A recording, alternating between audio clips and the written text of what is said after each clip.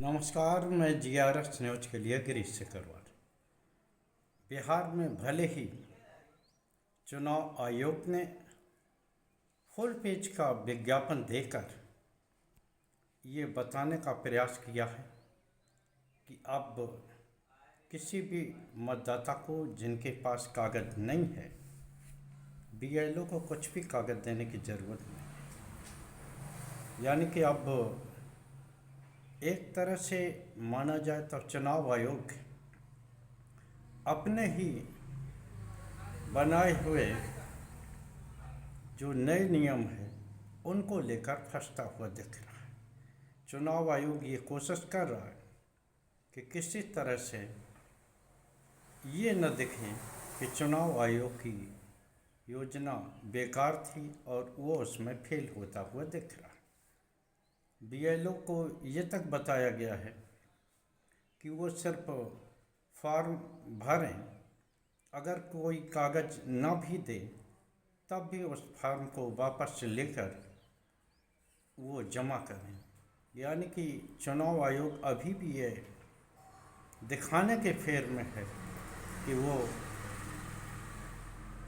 कितने जल्दी काम कर सकता, क्योंकि विपक्षी दलों आज का यही कहना है कि एक महीने में आयोग बिहार के 8 करोड़ मतदाताओं के पास नहीं पहुंच सकता। यानी आयोग इसमें भी घालमेल करने के चक्कर में जिस तरह के विज्ञापन में ये दिया गया है कि किसी भी कागज़ को जमा न करने के बावजूद भी फॉर्म रख लिया जाएगा। चूँकि 80-90% मतदाताओं को संबंधित BLO जानते हैं, इसलिए वो इनके उस पर बाद में रिपोर्ट लगा देंगे और सहायक निर्वाचन अधिकारी बाद में उनके वोट बनाते रहेंगे। इसको लेकर भी भ्रम की स्थिति फैली हुई है। आखिर चुनाव आयोग एक प्रेस वार्ता का आयोजन करके क्यों नहीं इस मामले का पटाक्षेप कर देता है। दूसरी ओर राजद सांसद मनोज झा भी चुनाव आयोग के खिलाफ माननीय न्यायालय गए हैं। ADR भी सुप्रीम कोर्ट गया है और तमाम सामाजिक संगठन भी चुनाव आयोग के इस तुगलकी फरमान के खिलाफ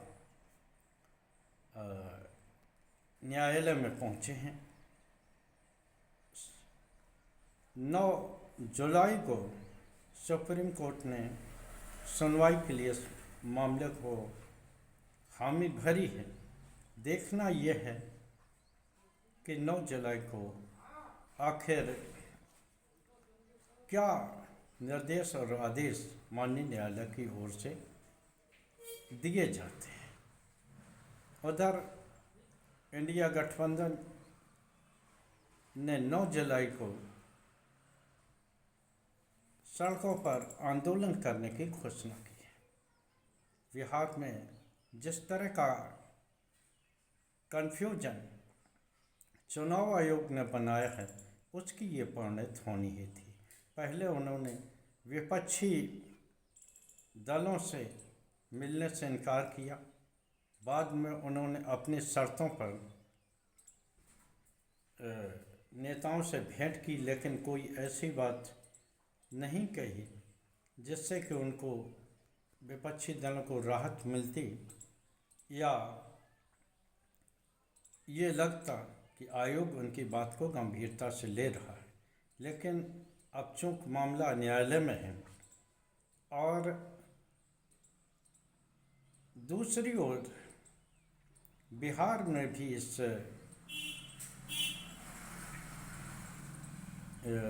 निर्वाचन आयोग के नए नियमों और बाद में उन विज्ञापन को लेकर भ्रम की स्थिति फैल गई। NDA गठबंधन के सहयोगी भी अब ये समझ गए हैं कि भारतीय जनता पार्टी चुनाव आयोग के सहारे किस प्रकार सहयोगी दलों यहाँ तक कि क्षेत्रीय दलों को ख़त्म करना चाहती है। लिहाजा चिराग पासवान ने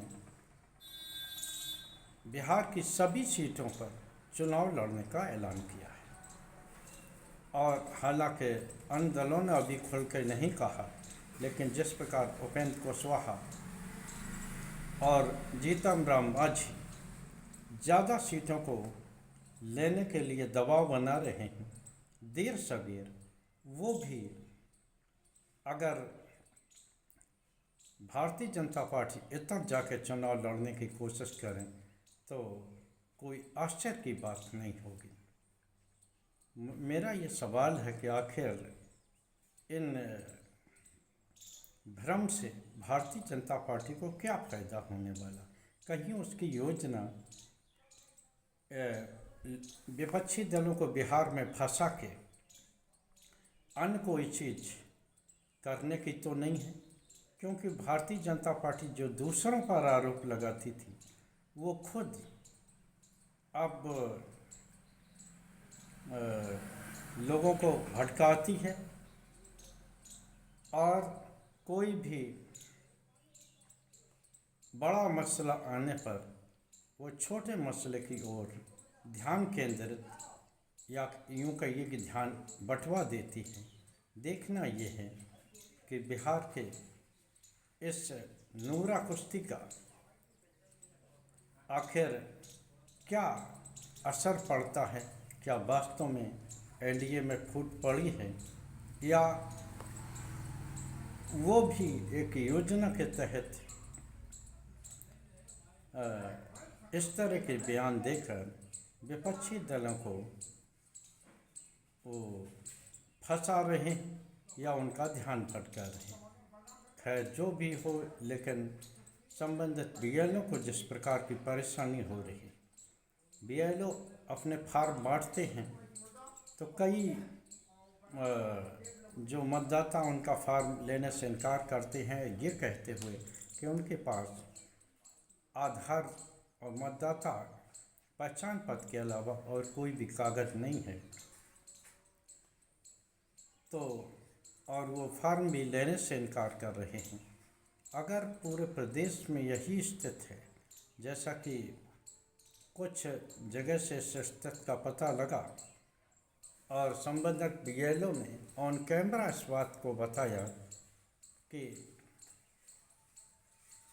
मतदाताओं के पास कोई भी एक जो 11 दस्तावेज बताए थे वो नहीं है। यहाँ तक कि कई बीएलओ ने यह भी बताया कि उनके पास भी इस तरह की जो आयोग ने 11 दस्तावेज बताई वो उनके पास भी नहीं है। और सवाल किया क्या उनका भी वोट कट जाएगा। तो इस प्रकार की जो भ्रम की स्थिति फैली है, मैंने अपने पहले ब्लॉग में भी बताया कि भ्रम की स्थिति को दूर करने के लिए निश्चित तौर पर चुनाव आयोग को एक प्रेस वार्ता करके मन में फैल रही शंकाओं को दूर करना चाहिए। आखिर इस विज्ञापन से कोई काम बनने वाला नहीं है, क्योंकि विज्ञापन ने ये क्लियर नहीं किया है कि वास्तव में मतदाताओं को कागज़ देने होंगे या नहीं देने होंगे। मात्र ये कह देने से कि जिन लोगों पर जो कागज़ हो उनका उल्लेख कर दें, बाद में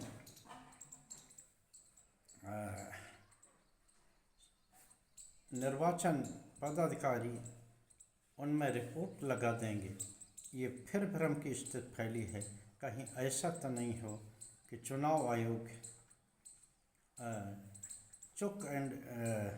चूज एंड पिक के अनुसार वोटों की छटनी करे और विपक्षी दल केवल विज्ञापन के भुलावे में फंसे रह जाएं। आज के ब्लॉग में बस इतना ही। जय हिंद, जय भारत। कल फिर किसी नए मुद्दे पर आपके साथ जुड़ने का प्रयास करूंगा। और इस समय न्यायालय के रुख पर भी ये निर्भर करेगा कि आखिर लोकतंत्र बचेगा या वो भी सरकार के साथ जाकर एक कोने में बैठकर खड़ा हो जाएगा। आज के ब्लॉग में बस इतना ही। जय हिंद, जय भारत। कल फिर किसी नए मुद्दे पर आपके साथ जुड़ने का प्रयास